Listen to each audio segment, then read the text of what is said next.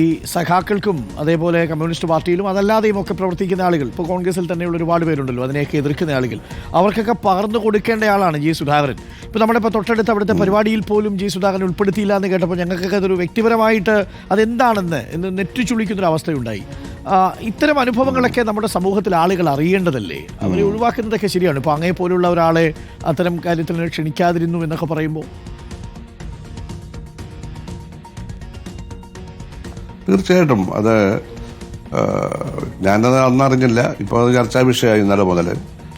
അപ്പോൾ ഞാൻ ആ പോസ്റ്റർ നോക്കി DCRPC പോയിരുന്നു ഞാൻ ഇന്നലെ. പോസ്റ്റർ നോക്കിയപ്പോൾ 3 ലീഡേഴ്സിൻ്റെ പടമുണ്ട്. അതിലൊന്നും തെറ്റൊന്നുമില്ല. പക്ഷേ പാർട്ടിയുടെ രീതി എന്ന് പറഞ്ഞാൽ ഒരു കാര്യത്തെപ്പറ്റി നമ്മൾ ചർച്ച ചെയ്യുമ്പോൾ ആ കാര്യത്തിൽ നേരിട്ട് ഇടപെട്ടവരെ വിളിക്കും.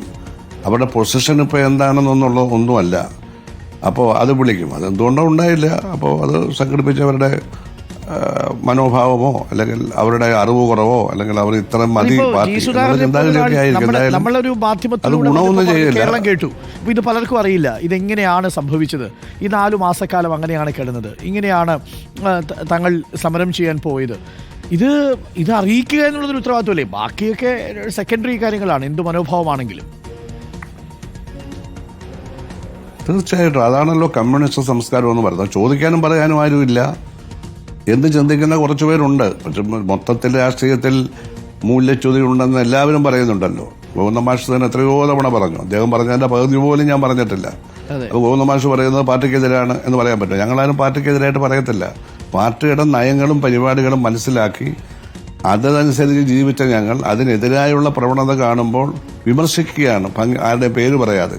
അതുപോലെ സഹിക്കാൻ വയ്യാത്ത ഒരു അന്തരീക്ഷം ഉണ്ടാക്കുക എന്ന് പറഞ്ഞാൽ പാർട്ടിയുടെ ഭാവിയെപ്പറ്റി സ്നേഹിക്കുന്നവർക്ക് ആശങ്ക ഉണ്ടാവും. പക്ഷേ പാർട്ടി ഇതിനെയൊക്കെ അതിജീവിക്കും. പാർട്ടി അത്തരത്തിലുള്ള പ്രവണതയൊക്കെ അതിജീവിച്ച് തിരിച്ചു തന്നെ പോകുമെന്നാണ് എൻ്റെ പൂർണ്ണ വിശ്വാസം. അതായത് രാജ്യത്ത് അടിയന്തരാവസ്ഥയാണ് 50 വർഷം മുമ്പ് ഉണ്ടായതെങ്കിൽ ഇന്ന് പല പാർട്ടികളിലും ഒരു ആഭ്യന്തര അടിയന്തരാവസ്ഥയുണ്ട് എന്ന് വേണം മനസ്സിലാക്കാൻ. അങ്ങനെയാണോ ശ്രീ ജി സുധാകരൻ? ഞാൻ ഒരു പാർട്ടി എന്നല്ല, പല പാർട്ടികളും എന്നാണ് പറഞ്ഞത്. അതേപ്പറ്റി എനിക്ക് ഒരു പൊതുവിശകലനം നടത്താൻ പറ്റില്ല. അതൊക്കെ ഭാഗികമായിട്ട് പല സ്ഥലത്തും ഉണ്ടാവും.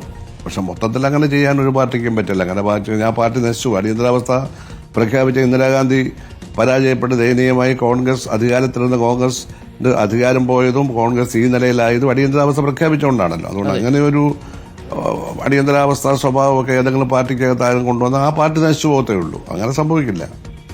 ഇതിനെതിരെ ഇപ്പോൾ നിലമ്പൂരിലെ തെരഞ്ഞെടുപ്പിൻ്റെ ഫലം വന്നു. അപ്പോൾ അതിൽ പാർട്ടി അവിടെ ഒരു സംസ്ഥാന സെക്രട്ടേറിയറ്റ് അംഗം നേരിട്ട് മത്സരിച്ചാൽ വിജയിക്കാൻ സാധ്യതയില്ല. പാർട്ടി ചിഹ്നത്തിൽ ഒരാൾ കുഞ്ഞാലിക്ക് ശേഷം അവിടെ വിജയിച്ച ചരിത്രമില്ല. അങ്ങ് ശ്രദ്ധിച്ചിട്ടുണ്ടാവുമല്ലോ. അപ്പോൾ ആ മണ്ഡലത്തിൽ സ്വരാജിനെയൊക്കെ നിർത്തി മത്സരിപ്പിച്ചതിന് തന്ത്രപരമായൊരു പിഴവാണെന്ന് അങ്ങേക്ക് തോന്നുന്നുണ്ടോ? എങ്ങനെയാണ് താങ്കൾ അതിനെ കാണുന്നത്? ഞാനങ്ങനെ പാർട്ടിയുടെ സംസ്ഥാന നേതൃത്വം എടുത്ത ഒരു തീരുമാനത്തെപ്പറ്റി അങ്ങനെ ഒരു പരസ്യമായ വിലയിരുത്തലിന് ഞാൻ തയ്യാറാവുന്നില്ല. പക്ഷേ അവിടെ ഇടതുപക്ഷത്തിൻ്റെ പ്രവർത്തനം നല്ല നിലയിൽ നടത്താൻ ശ്രമിച്ചതായിട്ട് തന്നെയാണ് ഞാൻ മനസ്സിലാക്കുന്നത്. അപ്പം ഇത്രയും വോട്ടേ അവിടെ CPM-നെ ഉള്ളൂ എന്നുള്ളതാണ് ഞാൻ മനസ്സിലാക്കുന്നത്. ഇത്രയും വോട്ടുണ്ട് അവിടെ. ഇത്രയും വോട്ടാണ് അവിടെ ഉള്ളത്. അല്ലെങ്കിൽ പിന്നെ ഈ നിർണായകമായ സമയത്ത് മറ്റുള്ളവരുടെ ഇത്രയും വോട്ടാണ് അവിടെ ഉള്ളത് എന്നാണ് ഞാൻ മനസ്സിലാക്കുന്നത്. പ്രവർത്തനത്തിൻ്റെ ഒന്നും തകരാറാണെന്ന് എനിക്ക് തോന്നുന്നില്ല. ഇനിയിപ്പോൾ അടുത്ത 8 മാസം മാത്രമേ ഉള്ളൂ. ഈ അടിയന്തരാവസ്ഥയുടെ സെമിനാറുകളൊക്കെ കേരളത്തിൽ ഒരുപാട് പഠന ഗവേഷണ കേന്ദ്രം, ഇപ്പോൾ AKG പഠന ഗവേഷണ കേന്ദ്രമാണെങ്കിലും വിവിധ സംഘടനകളും ഒക്കെ സംഘടിപ്പിക്കുന്നുണ്ട്. അങ്ങനെ ഏതെങ്കിലും പരിപാടിയിൽ പങ്കെടുക്കുന്നുണ്ടോ?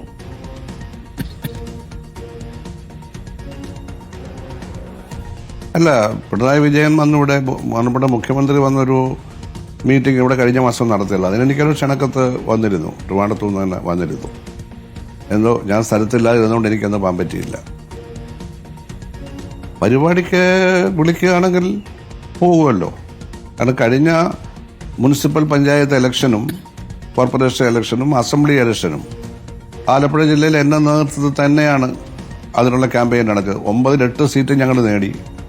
2016 9-8 സീറ്റ് നേടി. 2006 ഞാനും ഐശ്വര്യമൊക്കെ ഇവിടെ മന്ത്രിമാരാകുമ്പോൾ ഞങ്ങൾക്ക് 9-4 സീറ്റേ ഉള്ളായിരുന്നു. അന്ന് 5 സീറ്റും അപ്പുറത്തായിരുന്നു. അതാണ് പിന്നെ 9-8 ഞങ്ങൾ 2016 2021 പഞ്ചായത്ത് മുനിസിപ്പൽ ഇലക്ഷനിലും ആലപ്പുഴ കായംകുളം അടക്കമുള്ള മുനിസിപ്പാലിറ്റികളൊക്കെ ഞങ്ങൾ പിടിച്ചു.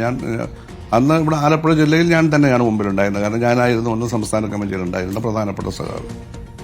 അപ്പോൾ ഇനി അടുത്ത ഇലക്ഷന് ഞാൻ അല്ലല്ലോ നയിക്കുന്നത്. കാരണം ഞാൻ സ്ഥാനം ഒഴിഞ്ഞല്ലോ, വയസ്സിന്റെ അടിസ്ഥാനത്തിൽ സ്ഥാനം ഒഴിഞ്ഞ് ബ്രാഞ്ച് കമ്മിറ്റി പ്രവർത്തിക്കുകയാണ്. പക്ഷെ ക്യാമ്പയിനൊക്കെ വിളിച്ചാൽ പോകും.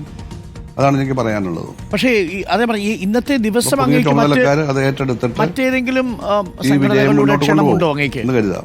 എന്തോ ഇന്നത്തെ ദിവസം മറ്റേതെങ്കിലും സംഘടനയുടെ ക്ഷണമുണ്ടോ അങ്ങിപ്പോൾ നമ്മളോട് പങ്കുവച്ച കാര്യങ്ങൾ പങ്കുവയ്ക്കാനുള്ള ഒരു അവസരം എന്ന രീതിയിലെങ്കിലും അതറിയേണ്ട ആളുകൾ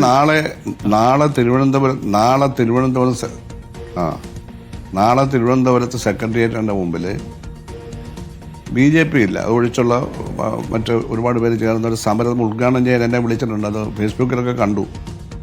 പക്ഷേ എനിക്കിവിടുന്ന് അപ്പോൾ അതിലൊരു പ്രശ്നം ഉണ്ടായി. ഞാൻ അവൻ്റെ ഭാരവാഹിയെ ഞാൻ വിളിച്ച് ചോദിച്ചു, ഈ സെക്രട്ടേറിയറ്റിന് മുമ്പിൽ എന്തിനാണ് സമരം ചെയ്യുന്നത്? ഇത് കേന്ദ്രത്തിനെതിരായി നടത്തേണ്ട സമരമല്ലേ? കാരണം കേന്ദ്ര ഗവൺമെന്റ് അല്ലേ അടിയന്തരാവസ്ഥയൊക്കെ, വിശേഷിച്ച് അന്ന് അടിയന്തരാവസ്ഥക്കെതിരെ പോരാടിയ വലതുപക്ഷ പ്രസ്ഥാനങ്ങൾ പ്രധാനമായിട്ടുള്ള അന്നത്തെ ജനസംഘം, അത് BJP അധികാരത്തിലുള്ള, നിങ്ങളെന്താ അങ്ങനെ ചെയ്യാത്തതെന്ന് ചോദിച്ചപ്പോൾ അയാൾക്ക് മറുപടിയില്ല. സ്റ്റേറ്റ് ഗവൺമെന്റ് എന്നാ അപ്പം 13 സ്റ്റേറ്റ് പെൻഷൻ കൊടുത്തു, ഇവിടെയും പെൻഷൻ തരണം. കാരണം പെൻഷൻ തരേണ്ടത് സംസ്ഥാന ഗവൺമെന്റിന്റെ ഉത്തരവാദിത്വമൊന്നുമല്ല, ഇത് കേന്ദ്ര ഗവൺമെന്റാണ് തരേണ്ടത്. ആ മുദ്രാവാക്യം നിങ്ങൾ അടുത്ത തവണയെങ്കിലും വെക്കണം. എനിക്ക് ഡ്രൈവറെ കിട്ടിയിട്ടില്ല, ഡ്രൈവറെ കിട്ടുകയാണെങ്കിൽ ഞാൻ വരാമെന്ന് പറഞ്ഞ് ഞാൻ അയാളോട് സമാധാനം പറഞ്ഞു. രാവിലെ എന്നെ വിളിച്ചു, അങ്ങോട്ട് പരിപാടി വെച്ചിട്ടുണ്ട്. അവരെന്നെയാണ് വിളിച്ചത് അതിന്.